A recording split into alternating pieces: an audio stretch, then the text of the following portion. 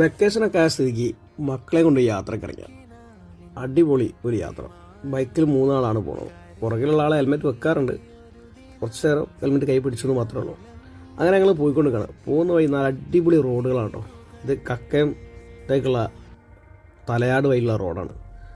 അത് നല്ല വീതിയുള്ള റോഡാണ്. ആദ്യമൊക്കെ വളരെ വീതി കുറഞ്ഞ ഗുഡ്സ് റോഡായിരുന്നു. എന്നാൽ ഇപ്പോൾ അതൊക്കെ മാറിയതാ, പണി നടന്നുകൊണ്ടിരിക്കുകയാണ്.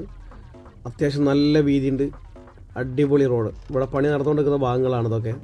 ഇവിടെ നോക്കിയാൽ താഴോട്ട് നല്ല വ്യൂസ് ആട്ടോ. പെരുവണ്ണാമൂഴി ഡാമിലെ വെള്ളം സ്റ്റോർ ചെയ്ത സ്ഥലം അതൊക്കെ ഉണ്ട്. അതിമനോഹരമായ നല്ല കാഴ്ച, നല്ല തണുപ്പുണ്ട് കേട്ടോ. അങ്ങനെയാണല്ലോ മോഹൻലാൽ പറഞ്ഞത്, ഉയരം കൂടുന്തോറും തണുപ്പ് കൂടുന്നതാണല്ലോ, ചായയുടെ ടേസ്റ്റ് കൂടും അല്ലേ. അങ്ങനെ കക്കയത്തെത്തി. കക്കയത്ത് നേരെ ഡാമിലേക്കുള്ള വഴിയാട്ടോ. ഡാമിലേക്കുള്ള വഴി വളരെ ചെറിയ വഴിയാണെങ്കിലും അത്യാവശ്യം നല്ല വഴിയാണ്. കാടുകളും ചെറിയ ചെറിയ അരുവികളും തോട്ടങ്ങളൊക്കെ ഉണ്ട്. അവിടെ ഇവിടെ ആളുകളൊക്കെ ഇരുന്ന് വർത്താനം പറയുന്നുണ്ട്. ചില വീടുകളുണ്ട്. ഇവിടെ അങ്ങോട്ട് ഫോറസ്റ്റ് ഭൂമി കേട്ടോ. അത് കഴിഞ്ഞ് കുറച്ച് വീടുകളൊക്കെയുള്ള കാര്യങ്ങളുണ്ട്, കടകളൊക്കെ ഉണ്ട്.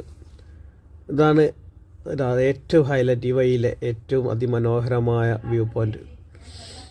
ഇവിടെ വാഹനങ്ങളൊന്നും നിർത്തിയിടാൻ കുറച്ച് സ്ഥലമുണ്ട്. ഓവർ നേരം പാർക്കിംഗ് ഒന്നും പറ്റില്ല. എന്നാലും അതിമനോഹരമായ കാഴ്ചയാണ് കേട്ടോ ഇവിടുന്ന് കാണാൻ പറ്റുക. ഈ കക്കയത്തേക്കുള്ള യാത്രയിൽ ഏറ്റവും ഹൈലൈറ്റായ ഒരു കാഴ്ച.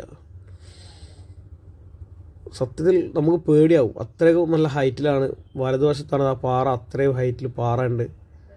താഴോട്ട് നോക്കിയാൽ നല്ല താഴ്ച ഉണ്ട്. നമ്മളെ വയനാട് ചുരത്തുനിന്ന് താഴോട്ട് നോക്കും പോലെ തന്നെ. ചുറ്റും ഫോറസ്റ്റാണ്, മുകളിൽ പാറയാണ്. നല്ല അടിപൊളി കാഴ്ച. ഇവിടുന്ന് ഒരു 4-5 കിലോമീറ്റർ പോകാനുണ്ട് കേട്ടോ ഡാമിലേക്ക്. നിങ്ങൾ ഏതായാലും ഇവിടെ നിന്ന് കുറച്ച് ഫോട്ടോയും റീൽസൊക്കെ എടുത്ത് പിന്നീട് യാത്ര മുമ്പോട്ട് തുടരുകയാണ്.